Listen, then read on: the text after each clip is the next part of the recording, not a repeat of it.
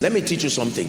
Stop listening to some of these profitless things that you engage your mind in. Some of you submit your mind. Your mind is immersed in largely godless thoughts, from music to things you watch, and then you expect that your speaking will not resonate with what you have followed. No, there has to be constructive change in your life. If it is true that you are royalty, then it must affect your speaking.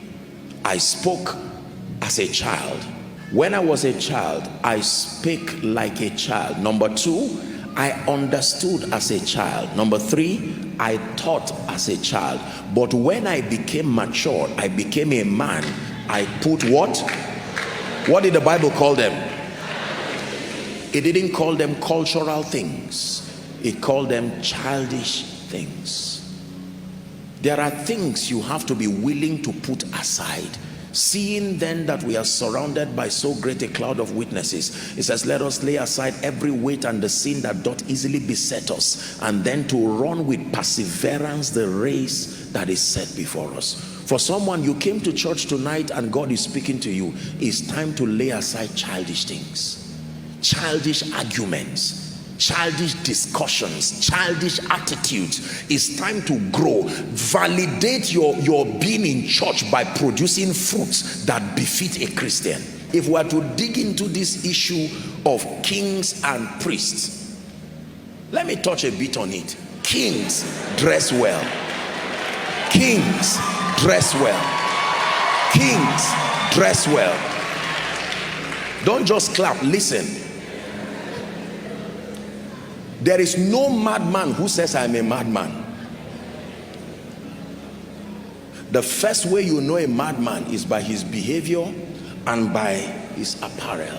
Many of us, and I'm not a judgmental person, I'm quite a conservative person and quite liberal, but then let me tell you the truth. There are many of you, both male and female. Don't even think I'm talking about ladies, or both male and female. I've seen some of you, the way that you dress, and then the things you are asking that I should pray for you for.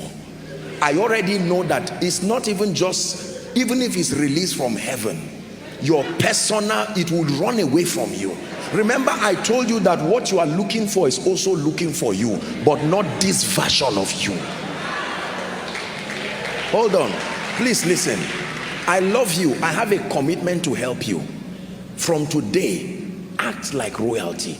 Iron your cloth. Don't say it is cheap. No. Don't dress and look like a thief. Dress and look like an irresponsible person just because you are coming to the house of God. No. Discipline yourself.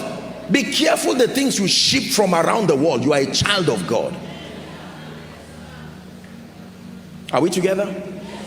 Dress well. Look at yourself. Ask wise people to look at you. That's right. No. These are the implications of being royalty. And don't you say I should not talk to you about it. My son, he says, pay attention to my words. Incline your ears to my sayings. Do not let them depart from your heart. It says they are life to those who find them. Some of you, this is what you need to change in your life. Even if God gives you 1 million, you will spend it on riotous living, and you will not invest in the things that are consistent with royalty. The shoe might be cheap, polish it. If you are leaving your hair, comb it, look nice, look smart. Don't look like somebody who is not going anywhere. And don't say it does not matter. Are we together?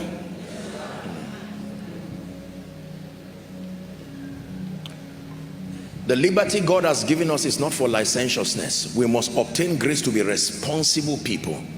Grace to be responsible people. And then let me tell you this. There is no king that sits on a throne who is dull.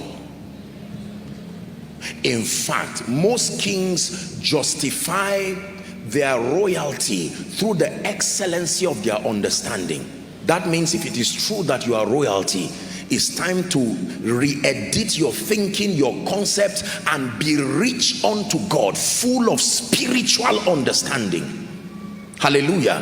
That you know what to do. If it is true that you are royalty and you have been in church for a while, you should not be at a loss as to what to do about the matters of life, whether it's in your own life or that of others. Someone comes to you as a believer who has been around for a while. I'm trusting God for financial increase. You don't know what to tell the person. I'm trusting God to be free from demons. You say, go and listen to a message. That is wonderful. But when you who has listened to it, why don't you understand it and now be an interpreter of that thing? Everybody say spiritual understanding. Yes, sir. At this point in your life, it may not be fair to say you should know everything, but at least if you don't know something about prayer, you should know something